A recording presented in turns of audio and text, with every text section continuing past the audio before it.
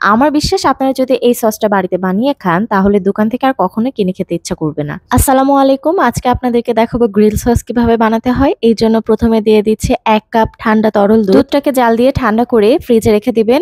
Deep ফ্রিজে বরফ করে নিলে বেশি ভালো হয়। বরফ দুধ দিয়ে যদি আপনি করেন তবে মেয়োনিজটা খুব তাড়াতাড়ি হয়ে যাবে। এছাড়া আপনি ডিম দিয়েও করতে পারেন। এখানে আমি 1 কাপ দুধ দিয়েছি। আপনারা চাইলে 2টো ডিম কিংবা 3টা ডিম দিয়েও এটা করে নিতে পারেন। ডিমটি আপনারা সেদ্ধ করেও দিতে পারেন, পোচ করেও দিতে পারেন এবং কাঁচাটাও দিতে পারেন। আপনাদের রুচিতে যেটা আসে সেটা করবেন। এখন আমি 1 চা চামচ সাদা এবং কালো গোলমরিচের গুঁড়া দিয়ে দিব। 1 টেবিল চামচ অরেঞ্জ জ্যাম দিয়ে দিব। 1 টেবিল চামচ জলপাইয়ের আচার দিব। আপনারা যে কোনো আচার দিতে পারেন, তবে অবশ্যই সেটা টক হতে হবে। খুবই সামান্য লবণ দিয়ে দিব। স্বাদ অনুযায়ী, সসে কিন্তু লবণ একটু কমই লাগে।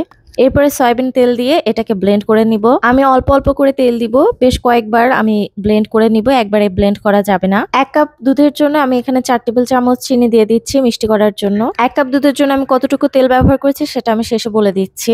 এখন আমি 1/3 কাপ টমেটো সস দিয়ে দিলাম। আমার গ্রিল সসে গার্লিক ফ্লেভারটা খুবই ভালো লাগে, এই জন্য আমি কয়েক কোয়া গার্লিক দিয়ে দিলাম, অর্থাৎ রসুন। এরপর আবারও সয়াবিনের তেল দিয়ে এটাকে ব্লেন্ড করে একটু মাঝারি সাইজের লেবুর সম্পূর্ণ রসটাই দিয়ে দিলাম। এরপর দিয়ে দিয়েছিলাম 3 টেবিল চামচের মতো গুঁড়া দুধ। এটাকে আবারও সয়াবিনের তেল দিয়ে ব্লেন্ড করে এনেছে। এখন দিয়ে দিচ্ছি 1/2 চা চামচ ভিনেগার। আবারও এটাকে ব্লেন্ড করে নিয়ে এসে দিয়ে দিচ্ছি সরিষার তেল। অবশ্যই সরিষার তেল দিবেন। গ্রিল সস বানানোর সময় যদি আপনি সরিষার তেল এবং রসুনটা ব্যবহার করেন তাহলে আপনার সসটার টেস্ট অন্য লেভেলে নিয়ে যাবে। এরপর থেকে দোকানের টেস্টটা আপনার আর ভালো লাগবে না। এখানে আমি সরিষার তেল দিয়েছিলাম 1/4 কাপ। ব্লেন্ড করতে করতে যদি দেখেন ব্লেন্ডার জারটা গরম হয়ে যাচ্ছে, তাহলে প্যানিক না করে সেটাকে আবার ফ্রিজে রেখে 15-20 মিনিট অপেক্ষা করে ব্লেন্ডার জার এবং মেয়োনিজ ঠান্ডা হয়ে আসলে আবারও তেল দিয়ে ব্লেন্ড করে নেবেন। টেস্ট করে দেখলাম আর একটু লবণ লাগতো, তাই লবণ দিয়ে দিলাম। আমি যে লিকুইড দুধটা দিয়েছি সেটা বরফ হয়েছিল না, এই কারণে এটা থিকনেসটা একটু পাতলা হয়েছে। আপনারা এই ভুলটা করবেন না, দুধটা বরফ করে তারপরে ব্লেন্ড করবেন। এর আগে আমি কাঁচা ডিম এবং সিদ্ধ ডিম দুটো দিয়েই করেছি, খুব ভালোভাবে মেয়োনিজ হয়ে গিয়েছিল। তবে তরল দুধের জন্য এবার অনেকটা প্রবলেমই হয়েছিল। আমার মতে যারা নতুন করবে তাদের ডিম দিয়ে করাই উচিত, তাহলে মেয়োনিজটা খুব তাড়াতাড়ি হয়ে যাবে, অল্প সময় এবং অল্প তেল লাগবে। ও হ্যাঁ, এখানে আমি তেল কতটুকু দিয়েছি সেটা তো বলিনি।